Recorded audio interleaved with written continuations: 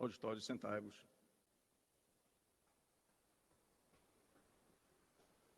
Convidamos o contra-almirante Ricardo Jacques Ferreira, secretário da Comissão Interministerial para os Recursos do Mar, a dar início à sua apresentação.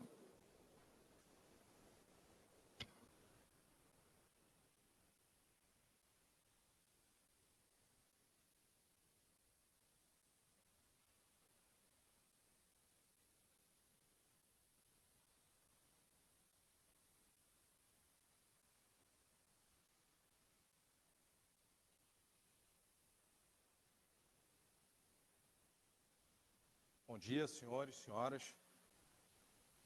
Almirante Leal Ferreira, antigo comandante da Marinha, em nome de quem cumprimento os demais presentes. Almirante Zúcar, Almirante Garriga, gostaria de inicialmente agradecer, em nome da Secretaria da Comissão Interministerial para os Recursos do Mar, a oportunidade de falar sobre esse tema, que é um tema, realmente, como já foi apresentado tanto pelo professor Segem como pelo Almirante Guida, é um tema muito relevante dentro da Secretaria e que realmente trará, num médio prazo, impactos sensíveis para o desenvolvimento econômico do país. Mas, antes de mais nada, eu acho que seria interessante apresentar aos senhores e senhoras algumas informações sobre a Comissão Interministerial para os Recursos do Mar.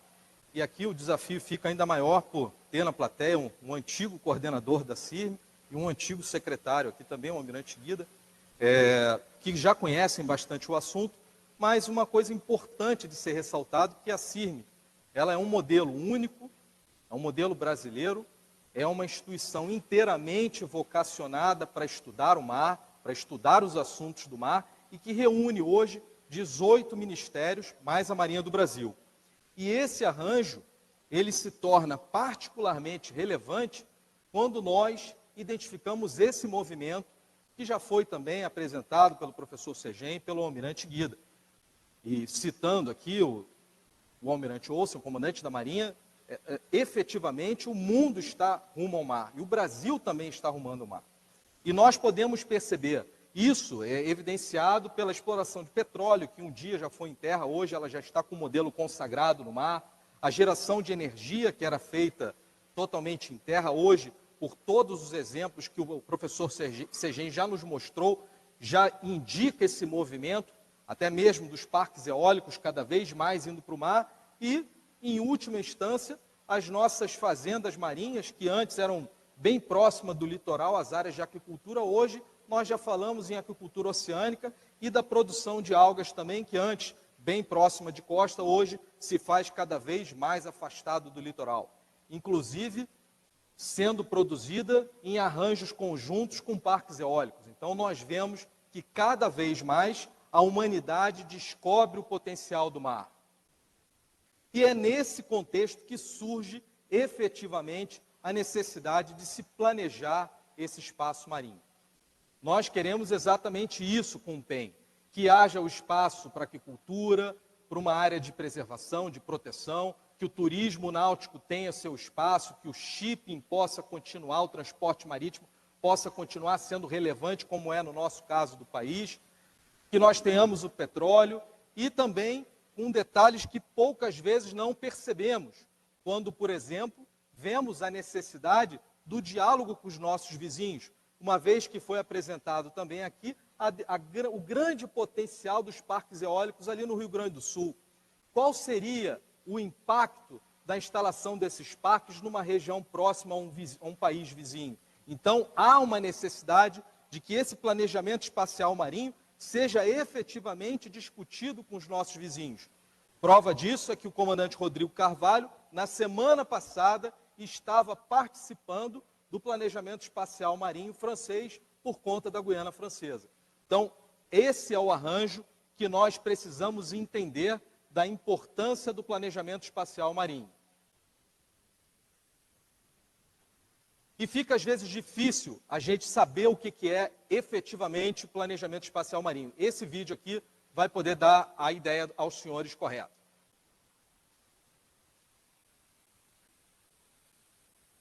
Por favor, eu acho que não está executando o vídeo. Ah, foi.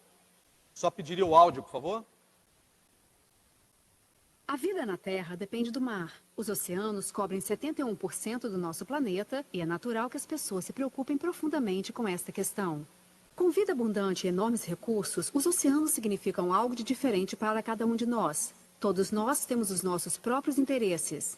Gerações de pescadores ganharam a vida a partir do mar. Os conservacionistas estão empenhados em protegê-lo. Tal como o capitão de um navio cargueiro necessita de águas profundas e acesso direto ao porto pela rota mais curta. Afinal, tempo é dinheiro. Então, o que é prioritário quando uma área marinha é lar de vida selvagem, recursos pesqueiros e comércio marítimo, tudo no mesmo local? E se a situação se complicar devido a recursos minerais que a indústria de mineração pretende extrair? Ou se o investidor pretende construir um parque eólico? O responsável pela gestão do local, normalmente um funcionário governamental, enfrenta muitos desafios para lidar com todas essas exigências. Como é que se podem satisfazer todas essas pessoas e os seus interesses? Como é possível utilizar e, ao mesmo tempo, proteger os oceanos? O Planejamento Espacial Marinho, ou Ordenamento do Espaço Marinho, MSP na sigla em inglês, é um modo relativamente novo de gerir atividades humanas que tem lugar nos oceanos. Trata-se de um processo estratégico de longo prazo que guia onde, quando e como as atividades humanas têm lugar. Isto pode ser útil onde existem oportunidades para novas utilizações ou onde as atividades humanas têm um impacto sobre a natureza. O MSP pode contribuir para equilibrar interesses concorrentes, assegurando que a sociedade retira benefícios ao mesmo tempo que protege o ambiente marinho. Bom, aqui nós vemos o tempo todo essa balança entre o uso e conservação. Por isso, esse arranjo da CIRM, ele passa a ser tão importante. A partir do instante que nós temos uma organização, uma instituição que congrega 18 ministérios dentro do setor produtivo, alguns do setor produtivo, outros do setor de conservação, Ministério da Defesa, ou seja, vários órgãos ali participantes, nós temos condições de garantir esse efetivo balanço entre o uso e a preservação. E a definição do PEN é essa. É a alocação das atividades humanas geograficamente e temporalmente. Nós fazemos uma alocação tanto geográfica como temporal de todas as atividades humanas que são realizadas no mar. E isso visando atingir os objetivos ecológicos, econômicos e sociais. E mais importante, nós vamos ver mais adiante que quando nós trouxemos essa definição do PEN para o Brasil, quando ela foi internalizada, nós fizemos a questão de acrescentar a soberania e a defesa que não estavam previstos na definição original do PEN. E como o mundo está olhando hoje o planejamento espacial marinho? Essa é uma visão num site que mostra o andamento do PEN no mundo. Eu fiz uma atualização onde nós temos ali as alterações de cor. Então nós vemos aqui que, no caso, a Namíbia estava inicialmente com o programa em desenvolvimento, hoje já tem o plano completo. Nós vemos que Angola também já tem o seu plano aprovado, e nós vemos aqui o plano iniciado no Brasil e na Argentina, numa área específica na Baía de São Jorge. Então, nós vemos aqui como está o andamento desse assunto no Atlântico Sul, e aqui criamos também uma oportunidade. Falamos tanto de isopacas, eu vejo que aqui realmente é uma oportunidade, caso as nossas empresas que estão sendo contratadas, caso elas efetivamente desenvolvam a expertise para esse tema, nós temos uma grande possibilidade de cooperação com os países das opacas que ainda não tiveram os seus planejamentos iniciados. Isso é muito interessante para o nosso país, porque, como já foi dito pelo almirante Guida, o planejamento é cíclico. Então, essas empresas que hoje estão trabalhando nesse assunto deverão ser reconvocadas em um determinado momento para uma reavaliação desse planejamento, e é muito importante que essa expertise não seja desperdiçada. Então, nós temos essa oportunidade de cooperação que eu acho muito interessante dentro do âmbito das opacas. E quais as consequências de nós não implementarmos o PEN? Eu acho que muito já foi dito aqui, mas eu gostaria de dar um exemplo prático do local que já foi comentado. Esse aqui é o Porto do Açu, no norte fluminense. Nós temos hoje 13 projetos alocados para essa região. Nós vemos também que muitas áreas se sobrepõem. Mas o importante aqui caracterizar é que esses 13 projetos serão responsáveis por gerar 33 gigawatts de energia. Isso é simplesmente toda a capacidade instalada de energia solar no continente, no território. na parte continental do Brasil. Então, nós vemos aqui realmente que é uma produção relevante para o país. O professor Segem mostrou ali, nós temos uma capacidade de 700 gigawatts a ser gerado com eólicas offshore. Isso é 3,6 vezes a capacidade conectada no operador nacional. Então, com certeza, é um projeto que impacta no desenvolvimento econômico do país. Só que quando nós sobrepomos essa imagem com o mapa de calor dos navios que atracam ali no Porto do Açu, nós vemos que, sem planejamento, essas iniciativas poderão ter uma interferência mútua que poderá inviabilizar alguma das atividades. Ou o parque eólico será prejudicado, ou a atividade portuária, ou nós teremos um risco à segurança da navegação que não nos interessa enquanto autoridade marítima. E isso precisa efetivamente ser estudado, porque nós já estamos observando que há um movimento das grandes empresas que antes eram conhecidas como indústrias de óleo e gás, para mudança para empresas de energia. A própria Petrobras já tem aí um projeto de 23 gigawatts em vários projetos de parques eólicos no país. Então, nós precisamos efetivamente nos debruçar sobre esse assunto e entender as consequências e os impactos que a Marinha poderá ter decorrente do aumento desse tipo de atividade. Isso, é claro, sem falar nas outras atividades. Não estamos só falando aqui dos parques eólicos.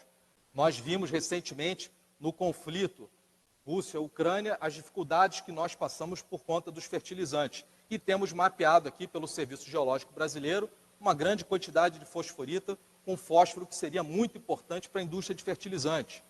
Nós também temos mapeado diamante na Foz do Jequitinhonha. Temos granulados marinhos que são importantes para a construção civil em todo o país. E nós temos também os sulfetos polimetálicos já mapeados ao norte do arquipélago de São Pedro e São Paulo. Sem falar, é claro, nas crostas cobaltíferas, ricas em cobalto, que é um mineral fundamental para a transição energética, para a produção, por exemplo, das baterias dos carros elétricos. Hoje, se nós tivéssemos que atender a meta da União Europeia de migrar por uma quantidade de 250 milhões de veículos elétricos, nós teríamos que abrir mais 300 minas de cobalto para poder atender essa demanda que existe, uma vez que as reservas conhecidas não atendem à necessidade do mercado. Então, nós temos esse potencial aqui, que precisa ser ampliado, estudado e conciliado com as demais atividades econômicas. Isso, é claro, para que nós, como já foi também citado, não venhamos a correr o risco de perder o bonde da história. Esse relatório da OCDE, ele é bem incisivo com relação à possibilidade de aumento de valor agregado da economia de 2010 até 2030. Uma previsão de praticamente passarmos de 1,5 trilhão para 3 trilhões de valor agregado na economia. É lógico que isso aqui é discutido, nós tivemos um período de pandemia que esse 2030 deve ser um pouco adiado, mas nós temos ali um potencial de, além de aumento de riqueza, gerar mais de 40 milhões de empregos. Em quais áreas? Em áreas que nós tradicionalmente temos a experiência, seja nas atividades marítimas e portuárias, na pesca, na aquicultura e num ramo novo, que é das eólicas offshore, que realmente nós precisamos ainda conhecer mais aprofundadamente. E com isso, nós temos esse mapeamento. Com a economia, o PEN ele vai contribuir para um mapeamento de atividades, vamos identificar sinergias, conflitos entre algumas das atividades, mas vamos, no final das contas, conferir segurança jurídica à atividade que se quer desenvolver.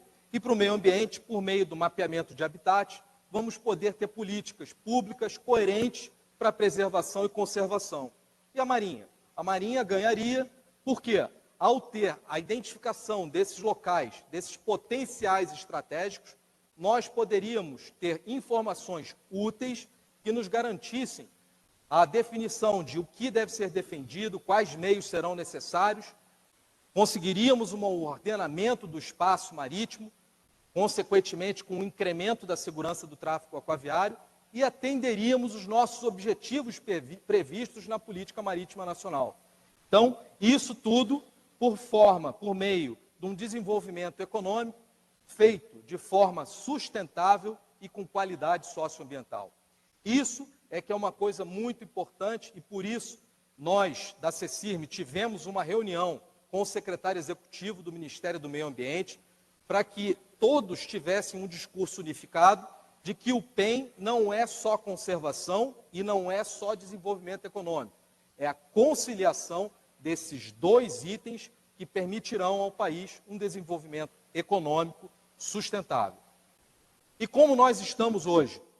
Por meio dessa parceria que foi estabelecida com o BNDES, nós conseguimos os recursos, o financiamento não reembolsável para a contratação da empresa. Então, ali o número 1, a região sul, a empresa já foi contratada, já tivemos as primeiras reuniões, os estudos já estão em andamento com a empresa Codex. Para a região sudeste, as propostas já foram entregues até o dia 28 de março, estão em análise no BNDES, o contrato deve ser assinado até o final do ano.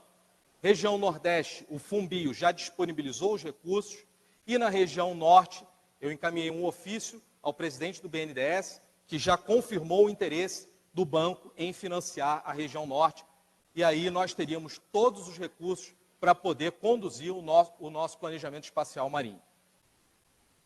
E nós estabelecemos essa visão, e aqui, o importante, como nós temos 18 ministérios, a visão tem que atingir as necessidades de todos os ministérios, mas ressaltaria que nós acrescentamos aqui a importância de garantir a manutenção da soberania e da defesa nacional, além de outros itens que foram mencionados, como conservação da biodiversidade, desenvolvimento sustentável, inclusão social, justiça ambiental e a questão climática.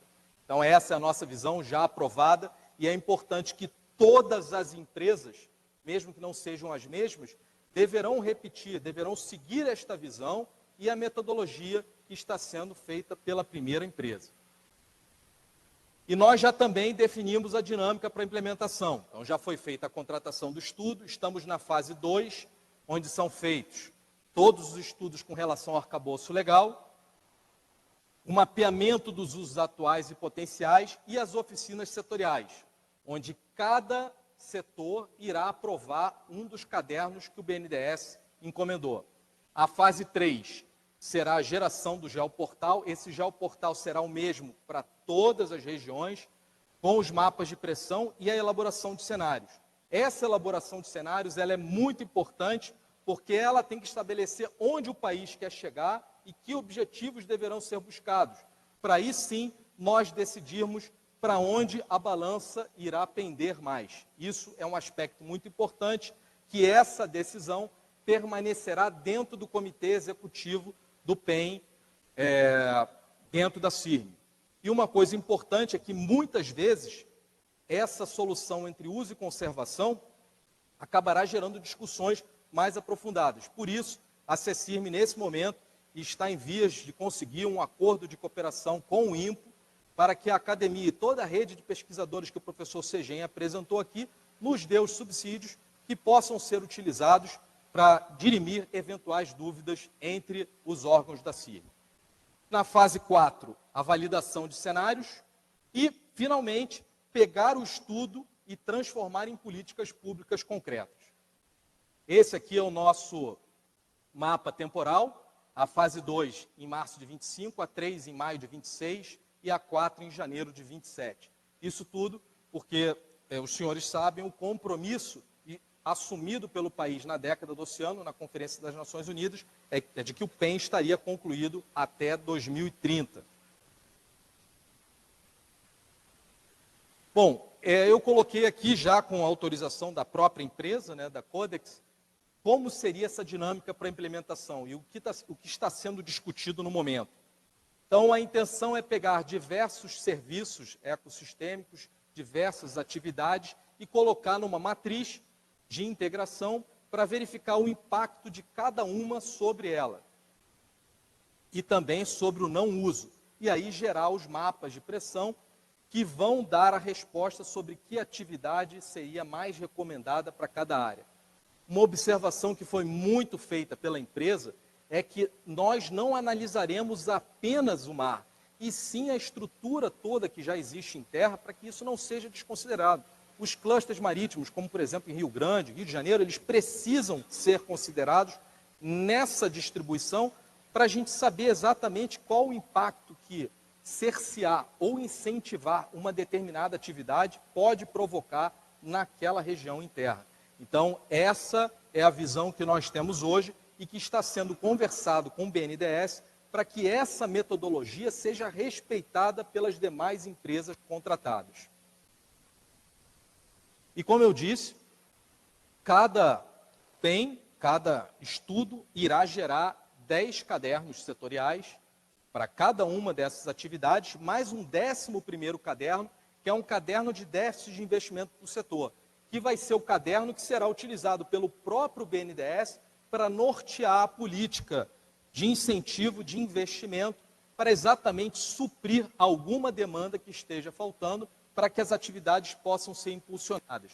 Então, isso daqui foi eu considero uma relevante ferramenta de políticas públicas, tanto para os ministérios que vão receber os 10 cadernos, como para o próprio BNDES. E é lógico que nós estamos fazendo a nossa parte como secretaria, pedindo o envolvimento dos estados e municípios para participarem, lançando as informações na nossa INDE, na Infraestrutura Nacional de Dados Espaciais, para que nós tenhamos a maior quantidade de dados possíveis para poder estabelecer os mapas de pressão.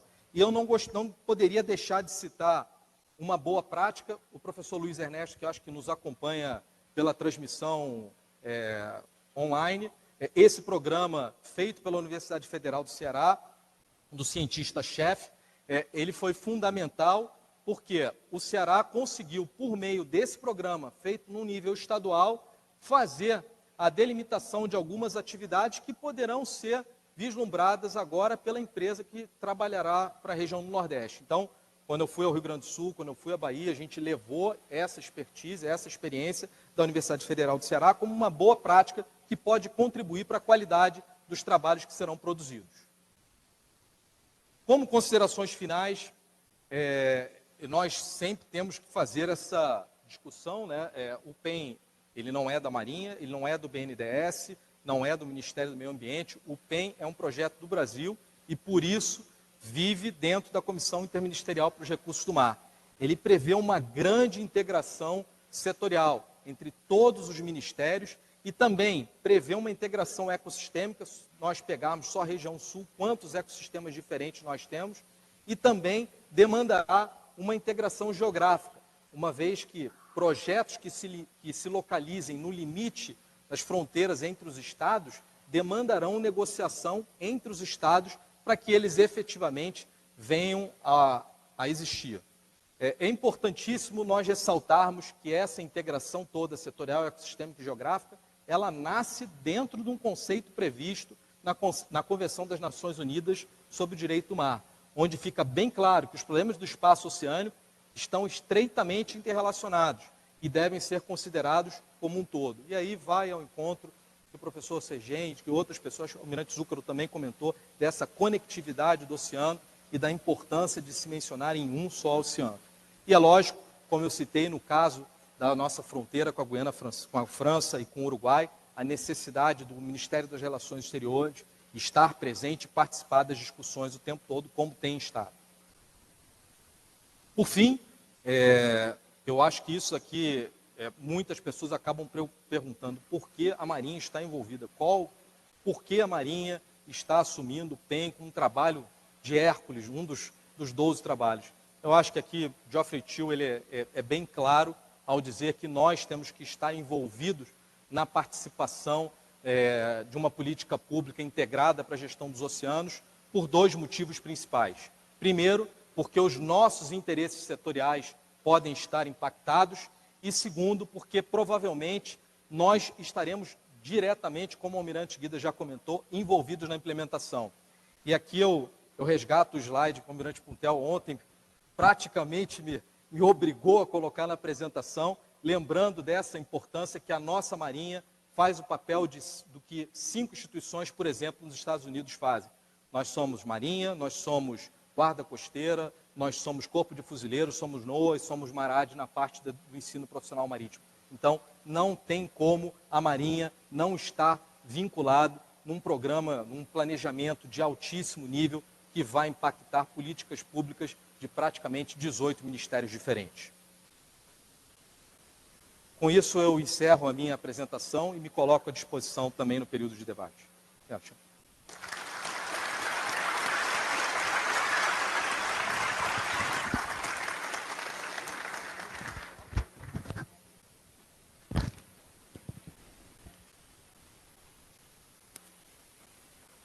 Daremos início ao período de debate. Os debates serão